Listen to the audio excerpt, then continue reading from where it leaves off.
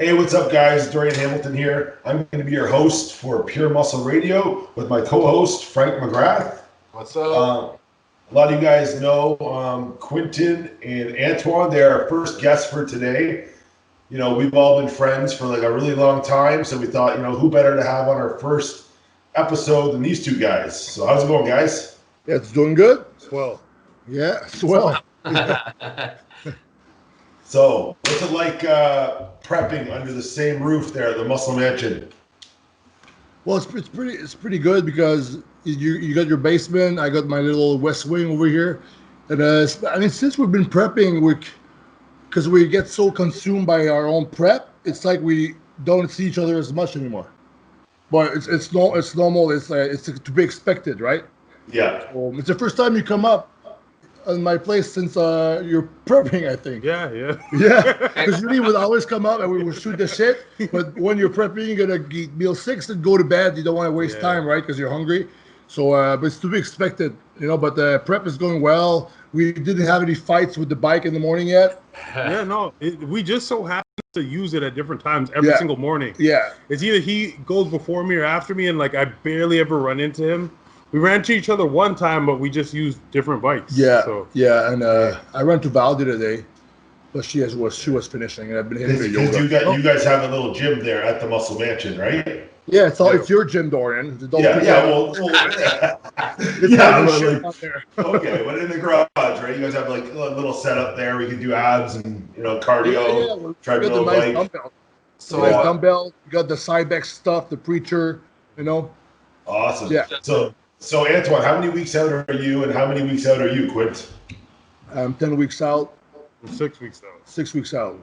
6 so weeks. You're doing what? Wait, sorry. Oh, go ahead. So we still got a happy Antoine right now. No, I'm putting on a knock right now. In reality, as soon as you guys hang up, I'm gonna punch Quinton in the face, and I'm gonna fucking be miserable for a week. Yeah, I'm getting ready for Cali Pro, and Antoine's getting ready for Boston. Okay, Boston. So one question I had for you guys that I was wondering was just, you know, how you guys sort of dealt with, like, you know, this whole pandemic. I know I coach both you guys. So we were, you know, originally anticipating on competing earlier in the year. We had to sort of pump the brakes, make some changes. That's got to be really hard, like mentally and physically, because you guys are training really hard for these competitions, all the stress on the body.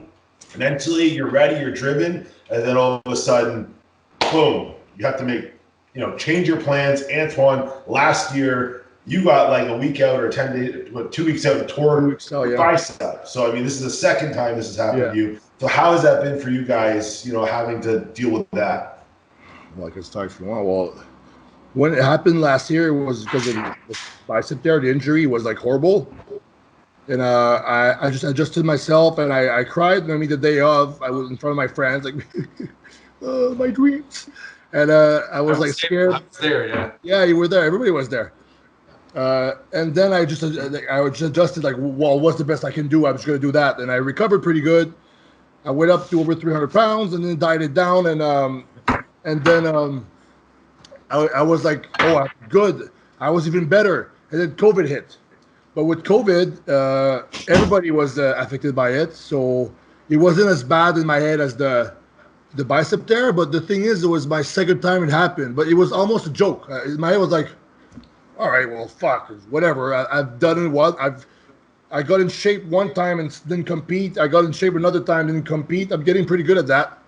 So, but I hope that third time is the charm as far as like competing, not in the sense that I'm not going to compete again or something, choosing to cancel. But the mental aspect is that, I mean, if it's out of my control, I can't really like dwell on it too long. I just gotta do what's best. And personally, also, even if the show would get canceled this year, it wouldn't be as bad as not being able to train 100%.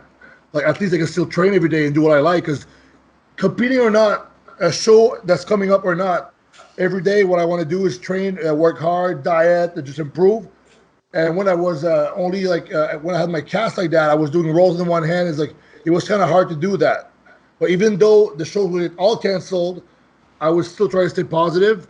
But really, like I'm looking forward to showing like the hard work I've done. of course, but I mean, my mindset is okay, I guess, with regarding that. Yeah. And Quint, how about you? Man, I'm calm, cool, and collected. It happened. I'm like, all right, who cares? Fuck it. But even right now, getting back on prep, we run the risk of this shit being canceled again because we really have no control over anything that happens in this world. And this past couple of months is an example of that. And as Antoine said, as long as I'm able to still train, still eat, and still, pose and look good, I'm happy. Yeah. But it would be better if I could compete. I definitely want to compete. I want to do good on stage. But yeah, I enjoy the lifestyle. So I was a little bummed out, but not too much. It's good. It's good, you guys too. I know that we're all friends and stuff. That you guys never missed a beat the whole time, though. No, you never stopped training. You never stopped dieting. A lot of people took as an excuse to like, okay, I'm gonna take a break now and not train or not stay on my diet. But you guys both stayed on. You guys were improving the whole time, even with all going on. So it's pretty impressive. Yeah, well, that's an advantage, because we're pretty lucky to have access to training equipment, whether it was the garage or our private facility over there. But others didn't, and maybe others slacked off. But the thing is, like, when people started slacking off, this is when you're supposed to double up. And then, like, when they regress, you progress. And then when it starts again, you have like a head start. Yeah. I mean, that's my theory in my head, but Yeah, no, that's really good. Yeah, I mean, I think it's important, right, to always take advantage of every day, right? When you guys are competing with some of the best athletes in the world, it almost gets to a point where it's like, everyone at the top has crazy genetics, so anything you can do to sort of outwork the other person, it all adds up, right? Every day adds up, right? So even when we're prepping, like when I'm talking to Quinton, it's like, we have to look at like each day individually and how can we be the best for that day, because all those days add up. So it's really important, so it's bodybuilding is a game of inches. Like it's, if you miss one thing, all inches count. Yeah, it's funny, but no, it's funny you say that. But like one thing that always resonated with me when I was bodybuilding myself, because I don't have like genetics like any of the three of you guys, but I still have decent genetics. But like, remember that movie with Al Pacino though? Any Given Sunday? That speech? The football movie. Yeah, like that speech just always stuck with me, right? About the game of inches. Yeah. And I was like, I made sure that like no matter what I did when I bodybuilded, it was like, if the other guys like partying, I didn't do any of that. You know what I mean? I made sure every check mark that I could check off on a day-to-day basis, I was doing. So it's like, it is true, right? It is a game of inches, right? Because when you got the guys, all these guys are the best genetics in the world. They all work hard. It's like every little bit matters, right? At that point. It's funny because I actually brought that up because you sent me that quote. You sent that video to me like when I had first met you. So it's no way. Oh, that's awesome. Yeah, it's something that always resonated with me. So yeah, certain things like that, and people like Coach always sort of send them clips, right? Things that have helped me in the past. So yeah, that always stuck with me. So it's interesting that you brought that up. That's cool. Yeah, that's cool. What they say with the expressions like leaving no stones left unturned. Yeah, that's right. Yeah. So if you guys qualify for the Olympia, doing the Olympia, or what's the game plan? Well, of course, I think I want to do the Olympia. Yeah. Yeah, I'm 33 years old now. It's like, how many chances am I gonna get to do it? If I don't take it, like, I'm not ready. I want to be. I'm not 20-something years old. I think everybody makes that mistake. Like, how people say, hey, I'm sitting out the Olympia this year because I need to gain size, whatever. I'm like, well, next year you could be dead. You could be injured. You could whatever. It's like, that's something you don't want to pass up. You know what I mean? That's true. Yeah. I mean, everybody wants to improve no matter, what. So it's. Yeah, but everybody wants to do the Olympia. It's like, as soon as I have the chance, even if I would rack up the points, I'm like, I have one. Yeah, like a little point, and with the placing, I should be dead last. I would still do it because it's the Super Bowl of bodybuilding. It's the ultimate contest. Yeah. This is where you need to go. And then if you do the Olympia and then you do a great showing, and then you're shredded, you're in shape, and how why Patrick Moore actually got really popular. It's because he did that one Olympia. He got 10th, and he was like shredded. super good. He was like 230 pounds, maybe smaller, but he was like one of the best looking guys on stage, and that kicked him kicked his face. Honestly, like I said, I know you talked about this before, Antoine, too. Like, look at Ronnie Coleman. He's first Olympia. He got like almost dead last or something, didn't he, or something? And he just slowly got better. You can't, not everybody is going to walk in like a Phil Heath and get like top 5 or top whatever 2. He got whatever it was. Yeah. Ronnie Coleman's arguably like the best bodybuilder of all time. He's first Olympia. What was his place? Like 12th or I don't know what. Something like that. Yeah. But I heard New Mercy was natural. I wouldn't doubt it, man. But like you can't. He didn't worry about like, oh, I need to be better, perfect. You know what I mean? Like he just did. Do you guys believe that Ronnie was natural at his first Olympia? No. No. So Frank, no. Antoine. Well, the thing is that I don't know if you watched that podcast that he did with Rogan. He said he always said that the reason why he was competing is because Brian Gobson, the owner of Metroflex, would give him a free membership if he did. So he just competed for that reason. And I think he was. People say he was natural at first because he was kind of clueless, and then he got around the right people. I think his first coach was it Chad Nichols or something? Yeah, one of these old school guys, and then he just kind of like blew up, and then he won within 3 years. So who knows who knows really? Only him knows. Yeah. And sometimes I think you can see where he wasn't natural no more. I think you see. I think some of his first shows there though, when you see pictures where he looks crazy, I think he was natural. Maybe when he hooked up with someone like Chad Nichols, I would assume at that time is when he started taking things to the next level. But I mean, I think people can't believe it because like they don't realize like, guys at the top level, just how crazy their genetics are. Like it doesn't matter, how many drugs they take.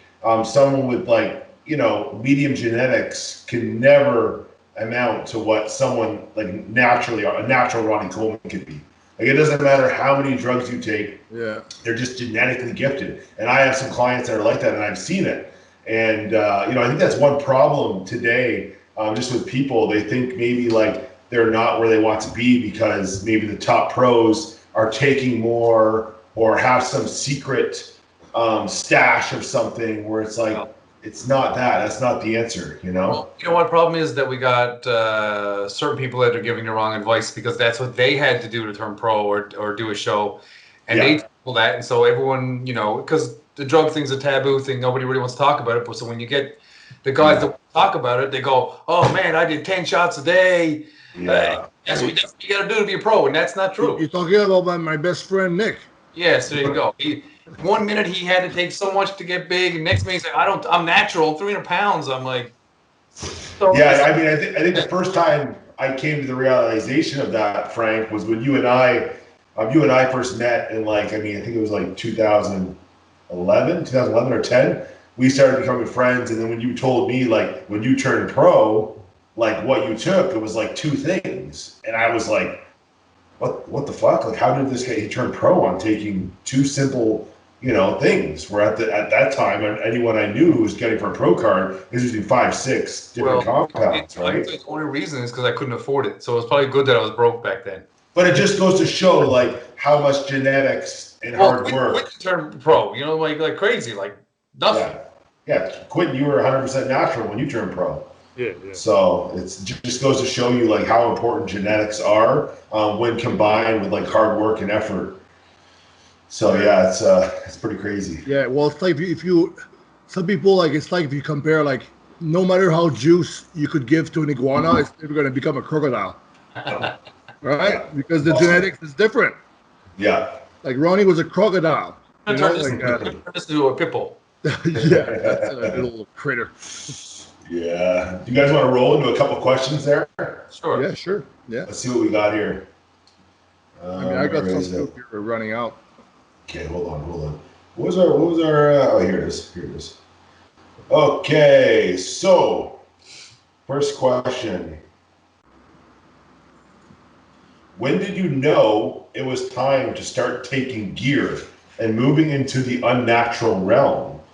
AKA, at what moment did you decide it was time to move on from natural bodybuilding? That's from Jack Moling. Who wants to start this one? Well, I can start. He wants to know all three of you guys. Frank too. Me was I competed like 2 years natural, but I was competing against people who were not. And the coach back then said, "Hey, well, if you want to have like the same, if you want to be on the same level, you got to start a little something." But in my head, I would never think I would need it. But then I was like, "Well, I guess sure." I took Winnie for like 3 shots a week for 8 weeks, and then I won the provincials, the juniors, and I won the Canadian juniors that year. Wow. So I mean, and then I would just stop and not use it for a long time and then start again. But yeah, I knew it. A funny story about that. So I do my first shot and I come out. I'm like at the office and one of my friends who was older back then, a French guy. He says, "Welcome to the dark side." And I was like freaking out. I was like, what have I done? But then like nothing, it's not magic. What I've noticed is that it really just like the training was the same. I didn't strain, but it was just like I recovered faster, and then the muscle grew a little bit more, and it helped me like it upped my recovery to match my training that I was doing.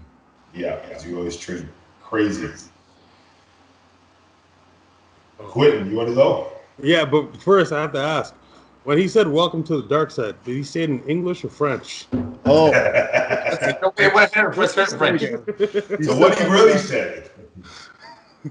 I think it was something French, and he's a French from France. His name his name is Remy from Granby. Oh shoot. Yeah. He said that one time when he was super heavy, he broke a toilet sitting on it. Yeah, he was a tall guy. He was a big guy, but back in the day, yeah. Yeah, so for myself, I had turned pro naturally. And at that time, the way the Canadian Bodybuilding Federation was, it was the CBBF, not the CPA. So for the natural pro card winners, you got the opportunity to compete at Worlds at the end of the year. So I had won the overall for men's in the natural nationals, and I had also won the juniors, of course, because it's juniors. So I had the chance to compete at Spain and Romania for Worlds. So Romania was ages under 23, so for the juniors, and Spain was like men, like all ages. So I did that, and I was still natural, and it was not a natural show. So I realized that after the nationals that I had done, there was no more natural shows out there. I think recently they came out with a natural pro show, but in 2018 I decided to switch over to the dark side because I wanted to see what I can accomplish. I wanted to see if I could infiltrate the whole open bodybuilding scene, and I've always been intrigued by it. I love the look of some of the best guys in the world, so I wanted to see what I would look like compared to them. Given obviously I would have to give myself some time. I know bodybuilding is a marathon, it's not a race. I knew I wasn't gonna get on the sauce and then be competitive the next month, so just the next year.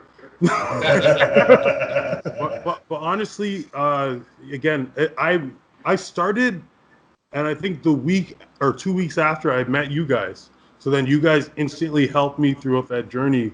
And the next year we did Toronto Pro together. I came fifth. Perfect timing. Honestly, I didn't have the expectation in my mind that I was going to do so well. Like I had no gauge of how good or how bad I would be. I'm like, I could go into this show and come dead last. Yeah. So it was definitely an eye opener for me, and it motivated me. Yeah, I think it was perfect timing when we met there, right? Because you just decided on your own that this was a decision you wanted to make. Yeah. Meeting us, with how forward Antoine is, immediately when he saw you, ran over to you, got a conversation going, introduced you to me. So it was like, I think like you having that support, us bringing you onto the team, I think that really helped, like, just push you in the right direction. Yeah. And just maximize the time and all the effort you're putting into your training and into your pro debut. It's pretty impressive, though, that you did train and earn your pro card, until 23 or 24 years old, right? So you were completely natural. So you really maximized a lot of your natural potential.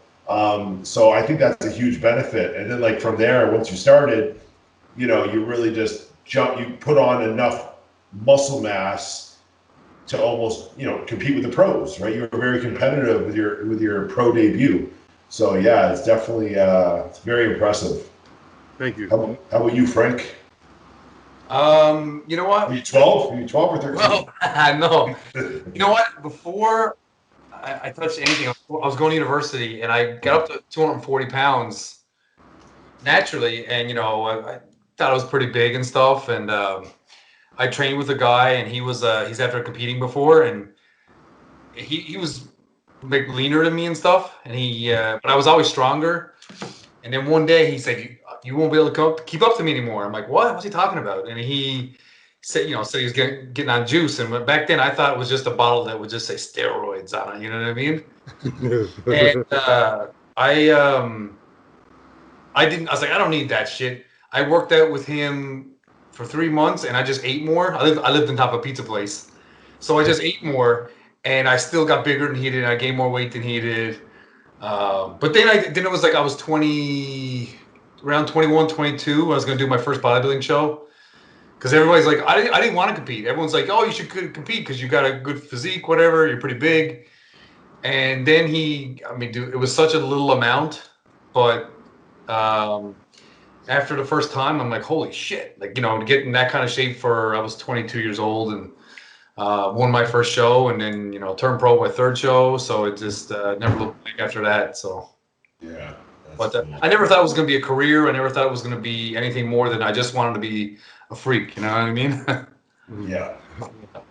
So another question we got here, which is a pretty interesting one. This person says, question for the podcast. At their potential best, who would win between them? Be honest. And I don't know if he's meaning just Quinton Antoine or Quinton Antoine Frank. I'm assuming because our guests are Quinton and Antoine, it's probably between Quinton and Antoine. Now, at their potential best, that's like so hard to say, because like Quinton is so far ahead of like the curve. Like what are you now, Quinton? 24 years old? 25. 25. Oh. So 25 years old. It's like, and I think Antoine can agree. I mean, even seeing Quint with how fast he's growing, I think like he might have some of the best genetics I've ever seen to be a potential Mr. Olympia, in my opinion. Just his structure, his frame. So it's like, you know, you're saying potential best. Is that like right now if they're going to compete, you know, or is that like in the future? Like, I think potential best is that if you take the potential and you max it out at the best peak of age for everybody. So the thing is, for example, if we did everything right to max out our genetics, like how Frank would look at his best. The thing. All three of you guys have insane genetics. I think he would. I don't think he would be me. I think it would be like between Frank and Quinton. Yeah. You know, Frank has crazy structure, tiny waist, huge muscle bellies. He has a structure similar to Quinton in a sense, but freakier, like just like already body parts. That's right. And I think another thing too is like Frank never had like anyone like when he was in his 20s, he never had anyone like giving him like the right information, diet, nutrition. So it's like we never really saw Frank anywhere even close to his potential best. And I didn't even know what I was doing. Yeah, and I've seen Frank compete in person with him in 2013, and how fucking dry he gets. You were not that dry yet so far. It might happen, but maybe genetically he has more collagen in his skin, and he would never be able to get dry like he did. So but do you think that comes with age too, or something? Maybe. Maybe look at my face. I'm getting fucking old. The collagen is going away. I think the skin thing is an excuse for guys that don't like to get in shape. I don't believe it. There is some truth though, right? We were talking about that. It's so hard to say, right? Like genetically, like because we do notice with a lot of like black guys that their skin sometimes tends to be a little bit thicker, and like some people have said that like they do have more collagen production in their skin. So something they don't have as much wrinkles. Yeah, but it's so hard to say. I mean, is there actually scientific proof showing us that, I don't know. Yeah, but when you see guys like Ronnie Coleman, I know he's a fucking freak, or Phil Heath, it's like, Dexter Jackson. The thing is, I think, is that, not saying that Quinton doesn't train hard, but I'm just thinking sometimes it takes time to get that. But it's like you said, Phil Heath and Ronnie Coleman, these guys suffer to get that way. Some people have to suffer so bad. I didn't have to suffer as much as those guys to get that. Not saying I was against him. Yeah, Cookie's well that you never show. But I'm saying he probably suffered so bad to get that. Yeah, if we take potential mixed with the best training, hardcore training ever, and then it's like it would be like between you and Quinton, I think. Well, my structure is not as good. See that because I see Quinton, and it's just like every day I'm like, fuck, man, this guy's nuts. Yeah, his structure's nuts. But the thing about Antoine too is like, Antoine, you were like, you had a stretch of 4 or 5 years where you wasted time, right, with like your addiction and problems. So it's like we don't know. Like, look how crazy you looked when you were 23, 24. So it's like we really don't know if you utilize all those years, but for example, I think if you improve a lot, you're very good when you're early 20s. You're gonna get better, but you're not gonna have the same amount of progression.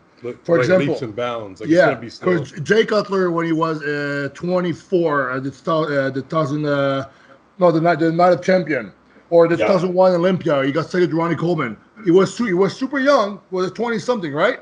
But then you look at him 2009, he's like, oh yeah, he's way better. He was better, but there's not a big, huge difference. So if you take me right now and then me versus when I was, maybe there's not that much difference in size, but there's a big difference. But I think even if I didn't train, if I didn't start training at 15, I started training at 22, I think I could be, you're going to max out at some point anyway.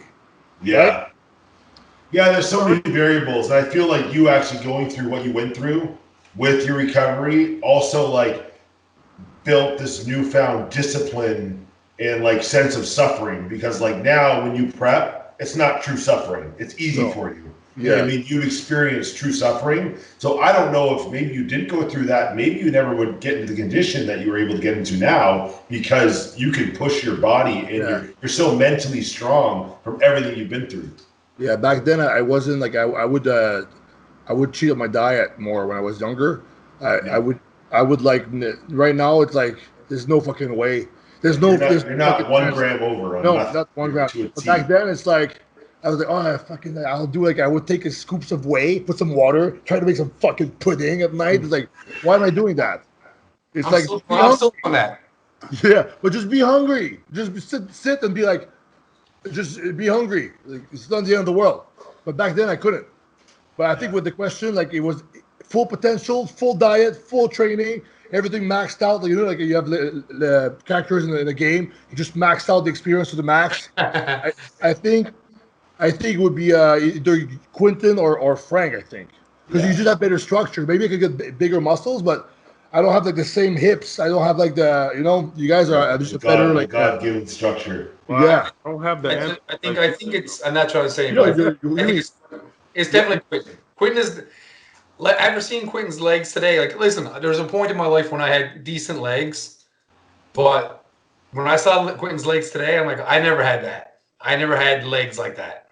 Yeah, they're insane. But the crazy thing is, like, Frank, I don't think I've ever seen anyone with such a small waist that you have. So it's like, even like, you don't need as much mass. Like I always told you, like you at 230 pounds competing, Frank, is like probably Antoine at 265, at 270, because your waist is so small and your proportions are so crazy that you don't need to carry as much overall size. That's one thing I made when I was younger. I always was like, because I got pretty big before. I was like 280 at my biggest ever.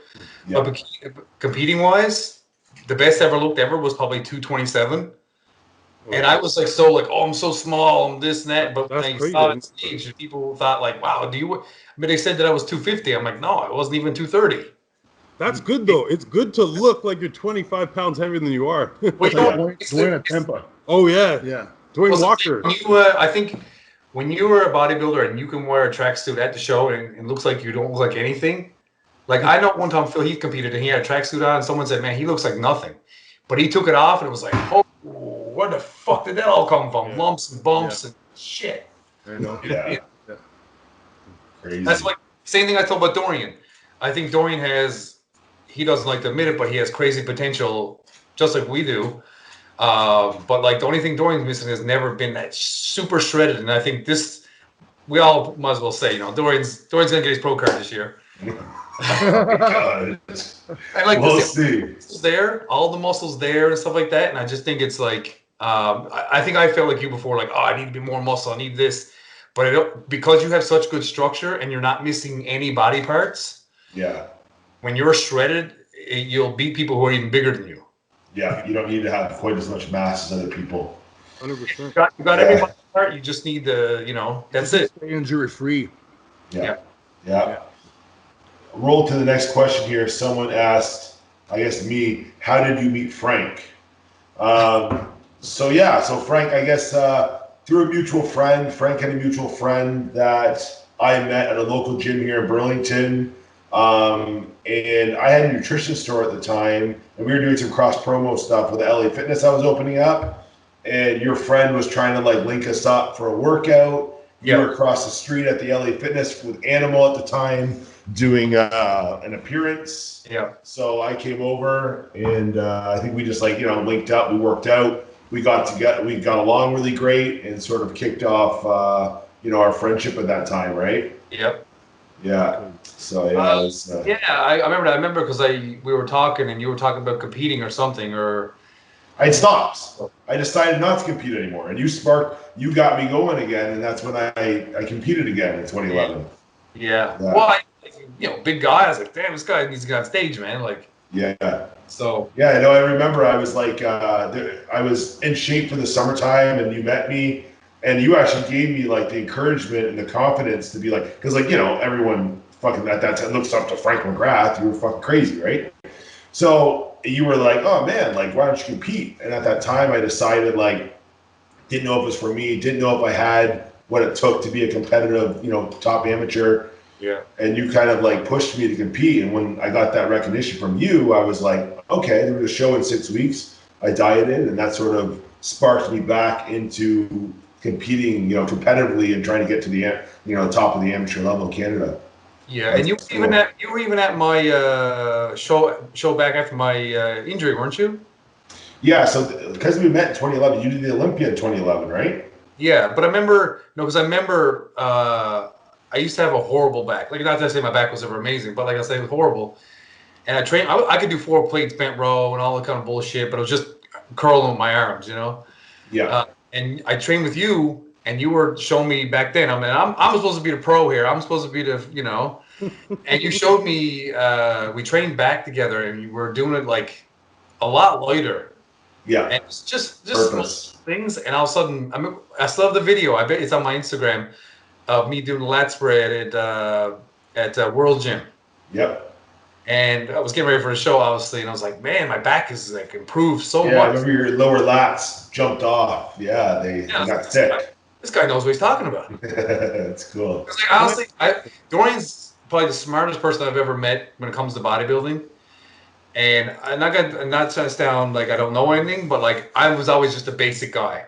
I'm gonna train, I'm gonna eat, and I don't care how the hell it happens. I don't care what's the process in the middle, as long as I get big. And I didn't ever care to learn.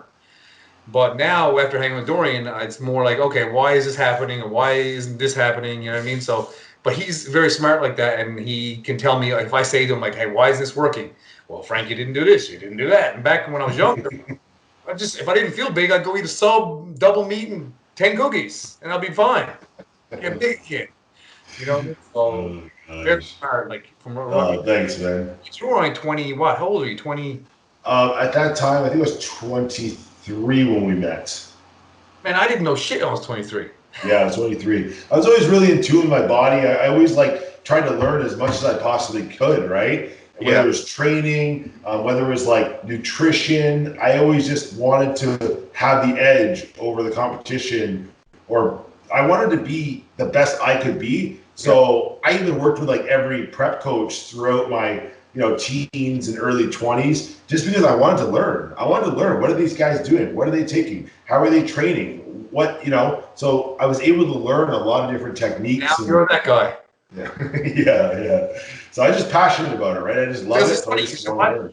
I have over the years, like, I don't know, maybe 2-3 years now. And like, I go to expos and stuff like that. And Dorian's starting to get his name well known and stuff like that. And people will go to me, so, is Dorian really a good coach? Like, really? I'm trying to look for somebody, right? I've had like 10 people like that I know that are bodybuilders that close to me, and they go, is he really know what he's doing? Is he, because they see what you're doing with somebody else, and they got to ask me, like, what the hell's going on? Yeah, that's funny. Like when Antoine came back, his first show, everybody was looking at me going, what the fuck is Antoine doing? Holy shit. And I was like, you wouldn't, I was like, a lot less than you think. Yeah. Everyone always thinks it's gear related, right? Yeah, everyone said, that's what everyone said to me, and I'm like, you don't have to believe me. I don't lie about that stuff. So, so Antoine was a good ambassador for you, or whatever you want to call it. Yeah, Antoine definitely put me on the map as a coach, right? Yeah. So it's like, we definitely helped each other. I helped him with his comeback. He helped put me on the map as a coach. So yeah, it's I just gotta compete now. I competed one time in 2018. It's like I gotta third prep. Your whole life has been like the comeback, eh? That's your whole that's what I fucking do. It's the comeback. I just want one more. I want one more. One more. I mean, even before with Salim as a coach, and before that with Universal, I was trying to come back. This whole time I was trying to come back after the comeback. I was like 14 weeks out, Nordic Pro. And then 6 weeks later, I fucking get into trouble again, and nothing's happening. And then I was like, New York Pro, coming back 10 weeks, and then nothing would happen. and then, so when I came out of my fourth rehab, and I was with Dorian and stuff, I was like, I moved around the area because of a girl there, and I stayed after anyway, because it's like, okay, well, now I'm doing it. And that prep was so important. And it's like my life depended on it, and I just gave my all, and it was a prep where I had no emotions, Frank. I remember that. I remember we were living in the same house then. Oh yeah. I was just, you're a very happy, fun guy and stuff, and I talked to you, go, yeah, okay, and you just walk by like a zombie, you know what I mean? Zombie, yeah. Well, I was like so obsessed with that show. Like right now I am, but now I got it down. I know how to prep now. But like back then, it's like I was so like this is the most important thing in my whole life. And well, you know what? You put so much into it already. Like your whole life has been pretty much this. You know what I mean? So it's like, yeah. I mean, but back then it was like if I don't make this, I'm gonna be like just what they say, because people didn't believe that I would be able to come back. Yeah. They didn't believe it. People say, "Oh, no," because they said it like many times, right? They didn't believe. I was like, if I fuck this up, it's like I'm gonna be exactly what they say about me. And Antoine, this is not because we've been friends a long time, but I had a point where I was like, it was your fourth rehab or something, and I was like, it's not gonna end good for him, and I didn't believe it because I was like, okay, the first time, the second time, the third time, and I'm like, that's what everyone thought, you know what I mean? But it's good. Even my friend, even my sponsor, my best friend Aaron was helping me with that. At some point, he was like, oh boy, he's like, he wasn't sure that I was like gonna make it. I knew in my heart, I just knew like my purpose was not doing that. My purpose was to come back, and that purpose helped me to come back also, because some other guys I was recovering with in the rehab, they had no purpose, and I would like, oh my God, if I had no reason to come back. Do you find bodybuilding? Because once you have that addiction, it's always going to be a part of. It's hard to fight it off, right? Yeah, it's always going to be there. Yeah, because you do everything so perfect with bodybuilding that it's like keeps you away from that, because the structure. It's like the structure helps. You're so everything perfect now. Even when I see you at the gym, I'm like, man, he's skipping rope. He's training for 3 hours, and I'm like, this guy doesn't stop. You know what I mean? No, I'm always doing something. I guess yeah. And the thing is with the addiction is that it's an obsession that's misplaced, right? Yeah. So now I'm not saying that I'm not obsessed. I'm just maybe it's better. It's channeled in a better way, and now it's more controlled. Like your addiction a little. Okay, now this is gonna sound bad, but your addiction is to be perfect at the bodybuilding. Like not in a bad. It's a good thing. Yeah, but it's like everything's so perfect. An obsession that has to be conscious. And it's like if I would just let go, my obsession would go on something else. But if I could control it and channel it, I'm gonna do good things. But yeah, bodybuilding is helping me for sure, and it's actually also the other way around. Like Dorian said, like the overcoming that problem made my bodybuilding better. It's like, well, if I can beat addiction, surely I can prep and diet for 10 weeks. Like, yeah, it's easy. And not only that, all the people you've helped along the way, right? Because of what you've overcome and what you've done, you're able now to help and change all these other people's lives that are going through hard times. Yeah. So that must be like a priceless feeling. You know what I mean? To be able to do that. No, for real. It's like I'm happy I was fucked up. Yeah. I'm happy I was a junkie because now it's like I got something to offer. Well, you know what I can tell you? Not maybe from my experience, just because my comeback was a different kind of comeback than yours. Yeah. I feel like I had something to prove, kind of thing. Like I never said it to anybody. Because everybody was like, "You're finished. You're fucking this and that." I just, in my heart, I was like, I can't live unless I know that I am done or not. Do it again. You need to at least try. Yeah. You know what I mean? And I proved everybody wrong, and I never was like, told you so, but I just was proud of myself. Yeah, you were proud of yourself. It's a big accomplishment. I'm just gonna heat up my meal. If I never got my accident, I bet you I would have made it to Olympia. Yeah. I think it made you stronger, right? Going through that gave you the hunger and made you push, at the Toronto when you qualified for the Olympia. It just took you to that next level. It got you in the best condition you've ever been in. Yeah, because I think my body was a bit messed up.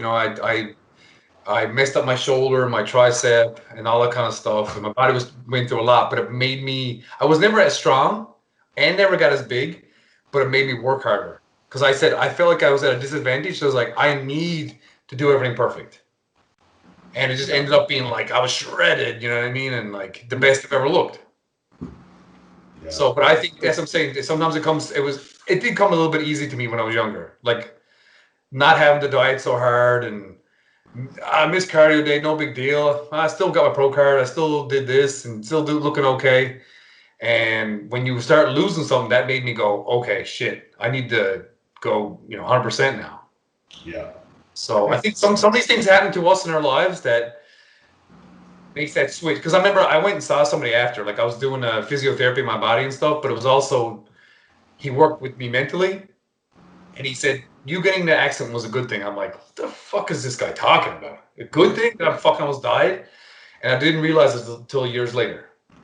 That it changed my mind, Yeah, totally. Makes sense. Well, we've got one more question here. What is your greatest advice to any 20 to 25-year-old hoping to start a career in professional bodybuilding? Quinton, why don't you answer it first since you're 25? Yeah, buddy. Right. Well, fuck.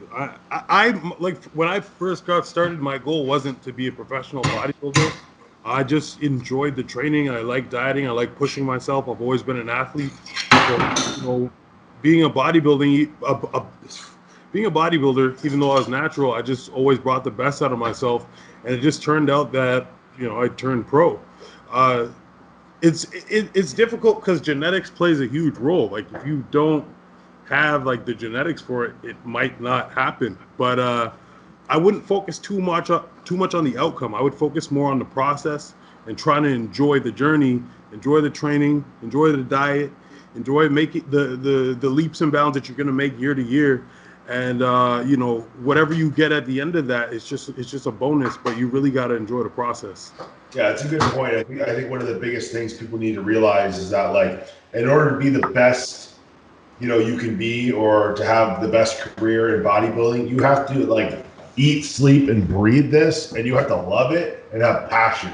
Because if you don't, it's going to become an obligation, and you're going to you know, you don't want to wake up. If you have the type of mentality that you wake up and you're like, oh, I gotta train today, or oh, I don't want to eat my meals. It's like you have to love the process, and like that way, it's not as difficult. It's not like you're not treating it like a job. You're like, you love it, and you know. Obviously, not everyone loves pounding food in the off season. Their appetites go to shit. But at the end of the day, it's like you do it because you love the process and you love the outcome. You love the lifestyle, you know? It's really important to love what you do. What I think the problem is that a lot of people want to be a pro, whatever, make a career because they want, work out and make money, and I'll be famous on Instagram, and yes. That's what I think is the problem, is that that's what most people want. Like, that doesn't even go through my head. I would never. I never thought, like, same as Quinton, when I started training, I love to train. I didn't love competing. I love training. Yeah. And I never thought that I would turn pro. I didn't even think about doing shows until someone said, hey, want to do a show? I'm like, okay. And then I was like, okay, I like looking like this. And then I won my pro card. And then all of a sudden someone's like, hey, you want to be sponsored? I'm like, you're going to pay me to go work out? Was this fucking crazy? So it wasn't ever, I didn't think about a career. I honestly think a lot of people who are some of the best in the world are people who just love to train, and it just got so good that someone probably urged them on to compete. I think sometimes these too many people want it for the wrong reasons. They just want to be famous. They just want the chicks. They just want the body. Oh, everybody wants to be in shape. Everybody likes being big, but they don't really, like Dorian said, there's no passion really there. It's just, for the renown. Yeah, it's for the wrong reasons. You gotta love this. You gotta want to be the best. You gotta eat, sleep, and breathe it. Anything in life, like if you want to be the best at anything or you want to be successful, you have to wake up on a daily basis, and it has to be like eat, sleep, and breathe it. People see like sometimes the outcome of or where someone's at, but it's like they don't realize what went into that, how many hours and how many years and days to get to where they got to. So it's really important to love what you do. Antoine, what do you think the best advice is? So I could talk about my own mistakes. Is that I would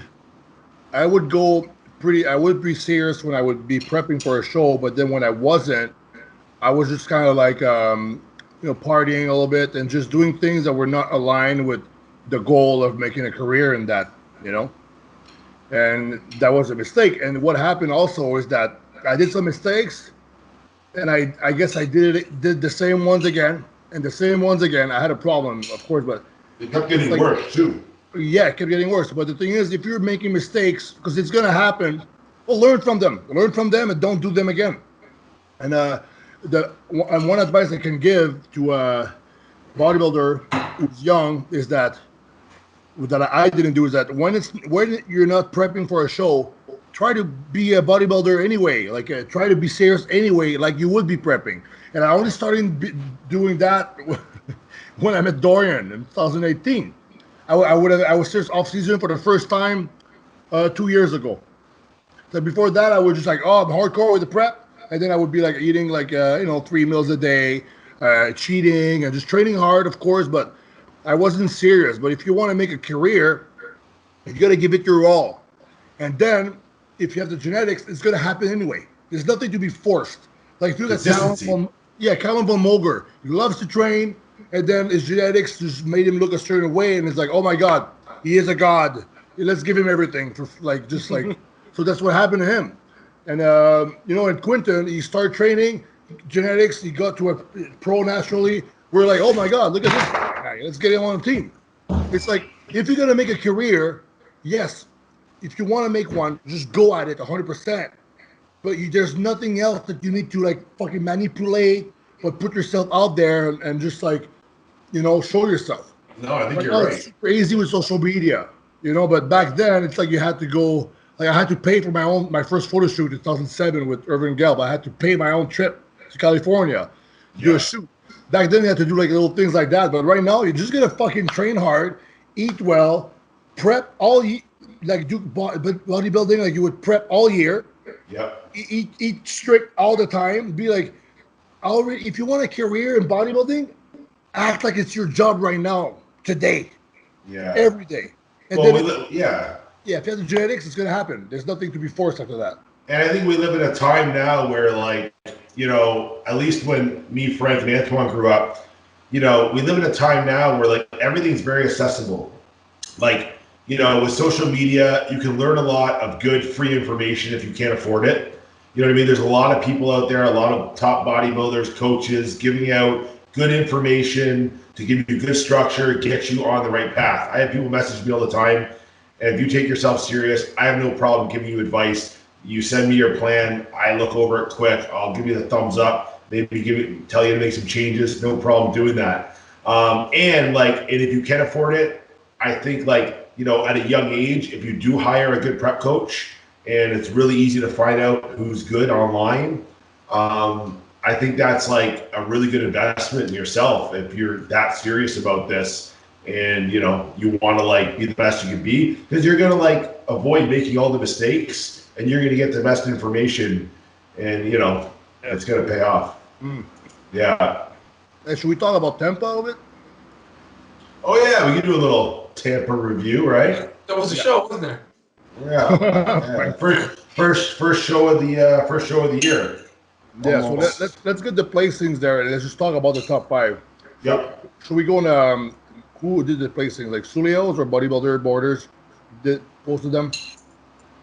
Let's do Sulio. Suliosi. So, where is he? He posts so much, this guy, huh? He's messaging me like, hey, do you have any new pics? Any new pics I'm going to post? There it is. Okay. All right, so sixth place was Dorian Haywood. You know, the big white guy? Yeah, he's big thick, a lot of muscle density. I didn't really get a chance. I think it was, from what I saw, I didn't get a chance to look at him in depth, but I feel like he's got a ton of mass, he's got a ton of thickness, ton of density.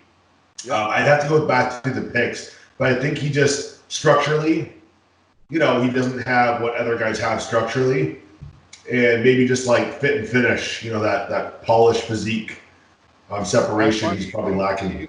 He was probably one of the freakier guy on stage. Yeah. With the most muscular. He has a really good one, and I really like the fact that he was like into it. He was like really like enjoying the posing and stuff. He was intense. Posed to a song by Pantera, which was pretty cool. And it was. I think you can see he's more of a hardcore bodybuilder, like, you know. And I think he did good. I mean, a top 6 is pretty good. Amazing. And I guess he could be maybe a little like He looked like he carved up a lot. Maybe that's good because he was full, really full. I never look full like he does, right? Yeah, but maybe he overdid it a little bit. But maybe that's the only thing I could say. But so let's do a 5th place. He's an RPG. That's his name is I don't know his actual name, What's his but name? The RPG guy, the tall black guy, he had pretty good Is it shape Ronald? and structure. Is it Ronald? Maybe it is. What's his Instagram? I want to look him up. Is it? It's like Underscore RPG 8307 underscore. Okay, yeah. I saw this guy hit some crazy shots, crazy side chest. Yeah, he's right. RPG Rocket Propelled gun. Yeah, in the video game. You actually know the name of it. Yeah, rocket propelled gun. It's a gun that shoots rockets. Okay. But I think his name is Ronald something. That's why it's RPG. Okay, gotcha. Yeah, it's tough to give a review on these guys, and I can't see like a full set of pictures of all the shots. But like, he looks like he's got crazy structure. No, when I saw muscle. like look at that. When I saw that picture there, Yeah, I'm looking at that I now. was It's like, nuts. what the fuck? He has a very good crab. Big guns, big quads, crazy extreme. frame. A lot of muscle, yeah. Yeah, and that frame actually, because he was one of the taller guys on stage, and he outmassed most of the guys. So Stood out. I was impressed with him. I guess if we look from if we see the picture on the back, but there it is. Yeah, is that it? Yeah. I guess you would have to be. I can't tell with those pictures, but maybe like his back needs to be wider, I guess, because he's a taller guy. He needs to fill out the frame, which is crazy because he's already massive. Okay, huge. Yeah, but Yeah. also 4th place. Phil Clahar, right? Team Clahar. Yeah. Phil is, I don't know his exact age, but I actually saw him turn pro. He turned pro, I think it was 2017. Remember when I trained Joey Patanka? Yeah. He beat Joey in the super heavies and got his pro card. Yeah. He looked nuts. Crazy muscle density, really hard, really dense. It looks like he brought his legs up a little bit too. The legs are pretty good, but I still feel like his upper body just overpowers the lower half a little bit. But I was really impressed with Phil. I sent him a message. He looked incredible. I was like, he looked incredible. And I think Phil is like around 50 years old. I hope he is, because if he's not, then he's 40. You give him a, No, but, I think he's I remember seeing him backstage at Toronto. Really? Like during the tanning. I remember this is like my first pro show, and I see this big ass fucking guy. Too? Oh yeah, all this muscle. I'm like, oh, Crazy. great.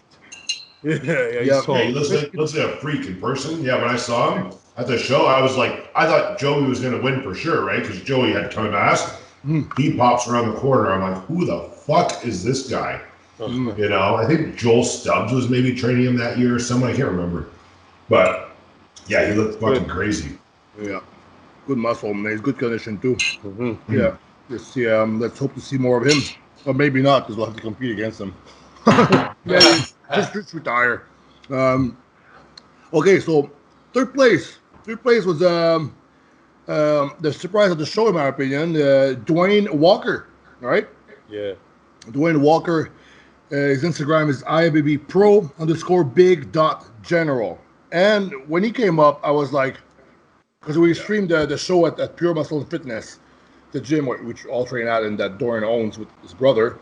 And I was like, who's that guy? His physique was front relaxed. It was just everything was so crisp. There was nothing that wasn't there. Yeah. It's like so crisp. Like the chest was full, wide back, and everything was hard as nails. The condition was great. And I was like, I didn't even know of him. You knew about him. I know. We talked. I had never heard of him. Yeah. I think it's because he's Jamaican. Yeah. Is that what it is? Yeah. He was really good. The crazy thing is, I think he told you he was probably under 230. He arrived over there. He was 230. He landed from the plane. He was 230. And so actually, I can actually make you. So take this in though, because Ian. I can play what he said. Yeah. Bro, I swear to God, I have no idea how much I weigh now. I came to Tampa though. When I came to Tampa, I was weighing 230. I came here Thursday, so I was still doing my depletion Thursday/Friday, still doing my depletion thereabout. So I'm sure I dropped some weight. So after carbon up back, I don't know if I got back to 230 or I got past 230. So I don't have a clue. I swear to God, I didn't bring a weight scale, and where I'm at, don't have access to a scale. So I don't know how much I weighed on stage. So let's say you're around 230. Ian said, because he was talking on the Fuad podcast, he said he was coming in bigger, 10 pounds bigger than last year, so maybe 260 or 260. He said something like that. He was he was around 248 last year. So he was probably higher 250s. I would say 258. Yeah. So 257. He had about 25 pounds at least on Dwayne Walker, but the pictures of them side to side. Yeah, I'm looking right now. It's crazy. Dwayne looked bigger. Structurally, Dwayne's just got amazing structure. Crazy. Of course, Ian wasn't he wasn't full. He was flat that day. But just so impressive. Anybody beside Dwayne will look kind of flat, except if you're blown out, because his legs are crazy. I mean, his calves aren't that bad. That's the only thing I could say, right? Just his calves, I guess. Maybe his hamstrings. He's good, man. Yeah, but overall, the thing is crazy is it was a 212. Yeah. Really? He was a 212 last year. Last year he looks tall too. I think he's a bit tall for 212. Yeah. Maybe I'm not too sure. Don't quote me. Maybe 5'8", maybe. Yeah, he looks amazing, man. Yeah, his back, incredible, big, thick. A lot of fun. Unbelievable. Surprise of the show. And he's got a lot more room to put on size and still look very symmetrical. And he's got great frame. You know, if he would have got first place or second place, I don't think anybody would be like, it would be like, oh yeah, I see it, right? Nah, nobody would complain. I don't think so. Maybe a little bit, you know, like, oh, maybe he's not as big as, but the thing is, you look way harder than all the guys. I wouldn't give him first, but I think he could have got that's second. an argument to be made. Yeah. I'm sure. Yeah. I think All right, so let's move on and Let's get to the nitty gritty here, what everybody wants to hear. yeah. So second place is our homeboy Ian Vaillant from Canada, from Ottawa. Oh, that was very French. Yeah, well, his name is Vaillant. That's French, no? Does he speak French though? I don't think so. Oh, yeah, that's too bad. Yeah, but yeah. So there was a lot of expectations, a lot of pressure on him to do well at the show from the people, and that maybe he put himself on himself. And there was a nice little rivalry between him and Hunter. I thought it was nice. and Antoine. Just one post. But yeah, so there was a lot of talking because the two bigger names for the show was Ian Vaillant and Hunter Labrada, just because he's Lee Labrada's son. You almost said Labrada in the French. Labrada. So there was a lot going on before that, and I think the show was exciting because of Ian and Hunter. Yeah, it makes it more exciting. You know what I mean? With those guys, it's like, what are the other guys? Like Dwayne looks amazing, but I didn't know about him. Maybe that's my own fault, but I didn't know about him. No, it is your fault. Well, anybody that wrote me about the show was only talking about those two guys. Yeah. So that's a good thing in itself. Yeah, created a lot of hype. But as far as Ian, I mean, when did he win his pro show, Ian? Because he's one of the only Canadians who did. Oh my gosh! It was he win last 2 years ago. I think it was like was it in Spain? Is like the big man show or is it something? Yeah, something like that. He was against Roman Fritz and another guy. Yeah, that's where he won. He's in top placings a whole bunch of times though. Yeah. I mean, his strong point is very wide. His side shots are very good. His waist is tight from the side. Very good side relax. Freaky conditioning, like in the dry look when he's like on point. Really good. His weak points, I guess, is that when he puts his arms up a little bit, maybe their last spread, he gets a little. If he's off the mark, like I think he was at the show, he gets flattened out a little bit. You know. Go ahead, Frank. I just thought when he did his front lat spread, his chest was could be a little fuller. You know what I mean? I think weeks leading into it. Yeah, I think personally, I think Ian just needs to be big, full, dry, hard. Like, well, he was flat, didn't he? Something like that. Yeah, he needs to play to his advantages. Ian's not the most separated bodybuilder. He's dense. He's gnarly, crazy, like dry. He's a monster, right? Yeah, I think he has to come in that way, right? Yeah, because if he comes in a little bit flat and he loses that overall freak factor that he has in a lot of his shots, it just it leaves a door open. He has to be big. I think that the problem was with Hunter is that Hunter's more complete than he is. Like Hunter is not missing. He's put together better. Yeah, so I'm saying like everything was perfect. Legs, back, everything was there, everything. Not that Ian didn't look good; he looked fucking great. Yeah, but the thing with Ian though is that he wasn't as good as his other shows, and also in the morning he came in. You could tell with his presence that he didn't feel good being there. And I kind of felt bad because I know how that feels. I've been off a bunch of times competing, and also his timing was off. He's tan. I said he's tan. He was tan was off, and his tan was off. He wasn't like and then Hunter's tan was just perfect. It was like the good color, good oil. I found so many people who are really pale. Their tan doesn't go well. Hunter was a little pale too, though. Hunter was Casper the Friendly Ghost. Yeah, but I found a lot of people are like that. Like it doesn't stick to him or something. Yeah, I guess so. It depends on the skin. Yeah. At the end of the day, when you've got two guys like them that are both like top level professional bodybuilders, it's just who shows up that day and nails. The mark. Exactly. Who hits it? And Hunter if Ian would have shown up 100% Ian with the new muscle he had versus 100% Hunter. That's so hard to say. It's hard to say, but I think Hunter, because that version of Hunter, to me, Hunter was very good. He was the best bodybuilder on stage, 100%. But I still feel like it was maybe a 90% Hunter. Hunter's still capable of more than he displayed that weekend. I think they did an amazing job. He looked incredible, but I still think he can be better. So, I still think if they're both 100%, Hunter has better lines.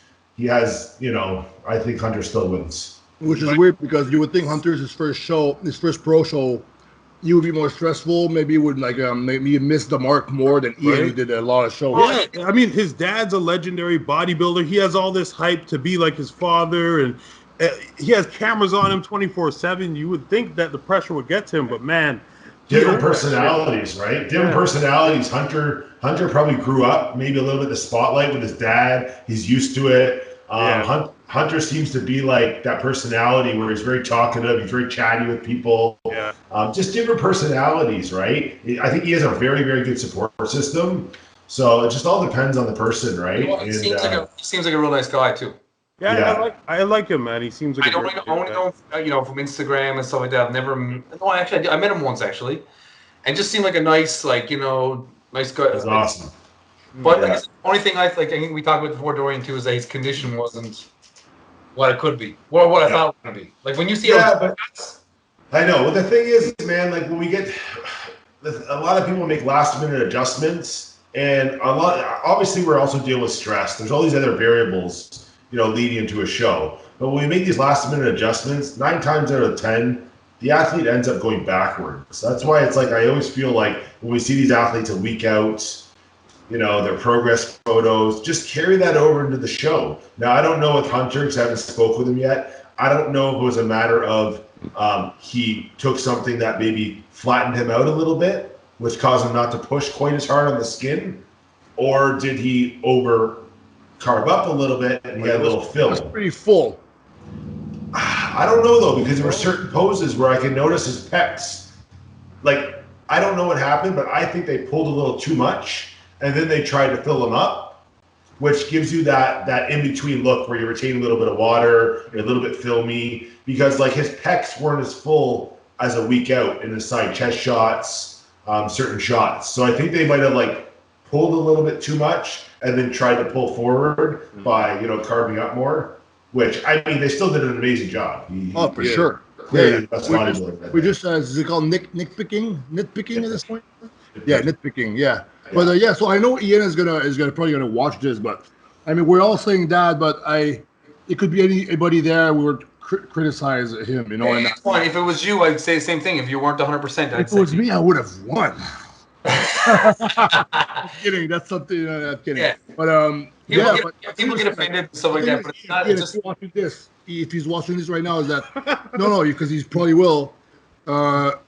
The spotlight was on you and Hunter with the legendary last name Labrada, and I know you're upset you lost, but you still competed. You got second place. You got some points. You learned some new things from the show. Like I wish I would have. I can't wait to compete again. So we should always look for the glass half full. You competed. I think you at the night show you kind of fixed the color. You're a bit more full. You look great. And I know it sucks sometimes. It's a lot of pressure to feel like criticized by people, but this is bodybuilding, If you can't handle the heat, don't hang out in the kitchen. Is that another example? That's a nice like that. Something like that. Yeah. But yeah, you did great, and of course, sometimes there's a little butting heads with I know you hate Regan for some reason, but that's another story. But I think I think I want you to win when none of my guys are competing because you're Canadian. Yeah. Right. So even though I was really rooting for Hunter, I was also rooting for you. And then I made the joke with the stuff with the pictures, and then you misunderstood the joke, and that gets me into trouble a lot usually. Yeah, stop, Antoine. I always do that. I say a joke, and then people don't think it's funny, and then they think I'm an asshole. Because they don't know you personally. I know. They don't. It probably seems like a shot, but we know that you're. It was one. It wasn't a funny one. Yeah, but not everyone can tell. I met him too, and he actually, to me, he was really a super nice guy to me. Oh, he is nice. I don't know. Yeah. So second place at a show like that is nothing to be ashamed of. No, I think it'd be great. I would love for you to come down to Pure and train with us, and Sure. you know what I mean, get some content. You know, Yeah, we love camaraderie. Brother-in-law Bumstead was there, hanging out with Hard Body there. Yeah, Brendan Hard Body. They were training together. Yeah. They were having lots of fun there. Everything was nice, you know. So you're welcome anytime. And so just keep it up. I mean, it's cool to like have all this stuff going on. If it wasn't for you and Hunter, that show would have freaking sucked. Yeah. So we have to thank Ian and Hunter for that. It made they it made the show. see, right? So first place winner, Hunter Labrada. Congratulations for Tampa. Like Dorian pretty much said anything there was to say about him, I guess. But I'm looking forward to see him at the Olympia, and maybe if we do our things right, we'll compete against him. Right? Yeah. Honestly, I'm a big fan of Hunter. I'm also a big fan of Ian. I can't wait to see what's next for him. He's really young. I think he's around my age too, Hunter. So he's gonna be around for. No, Hunter. I think Hunter's 28. Okay. Oh. Still young. Still young. Oh yeah. It's gonna be. We're gonna see him around a lot. So it's gonna be. Yeah. It's very exciting, the future for bodybuilding. Oh man. Yeah, it's gonna be cool. So the next show, what's the next bodybuilding show? The pro show? Is it New York? Well, New York, I mean, I've heard mixed things. If it's on, if it's not, we'll see, you know. And then you got Cali. Then we got Boston. I think Boston and Spain are the same day. And then we got Chicago, right? Yeah. Those are the last ones before the cutoff for the qualification. And there's Romania. Yeah. That's great. I mean, I'm happy there was a show there, and it was fun to watch. So looking forward to the next Go one. bodybuilding 1. Yeah, exactly. Hey, River who lost. We're going to Bermuda, right? What's that, Frank? We're still going to Bermuda, right? Oh, Bermuda for me. Yeah. I just emailed the promoter. I was just like, hey, listen, is this show still going to be going on? Like, how's the pandemic there? And he said everything's a go. So I'm going to plan for it. Yeah. Let's do it. When is that? It's 2 weeks before the Olympia, December 5th. Ooh. Yeah. Wow.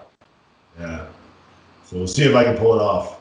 Yeah, hopefully we don't have to quarantine anymore. That you know. I know. So there's all these variables. You know what I mean? It's like I want to do it, but obviously all my clients and stuff are priority, right? And you guys are qualified for Olympia, so we'll see.